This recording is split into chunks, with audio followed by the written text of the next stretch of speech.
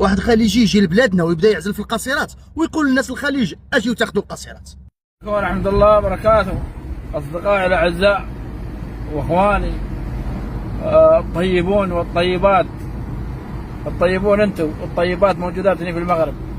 كان بغيت تعرسوا يلا ترى في المغرب كل واحد شايب منكم يعطيه حرمة بنت 14 يحطها على صدره، لو والله ما يتم جلطة ولا شريان الله فكه ولا ضغط ولا سكر، كله بخير وعافية الحمد لله. بس انتم عزموا شوف الجو اصلا كيف الجو، سيب لك واحدة مني فتفوته وانت والخير رباح. تخيلوا واحد المقيمه في قطر بمجرد انها قلدت القطريات وهضرات بطريقه مثيره، بعد يوم واحد جاو هزوها وحطوها في المطار وقالوا لها داركم.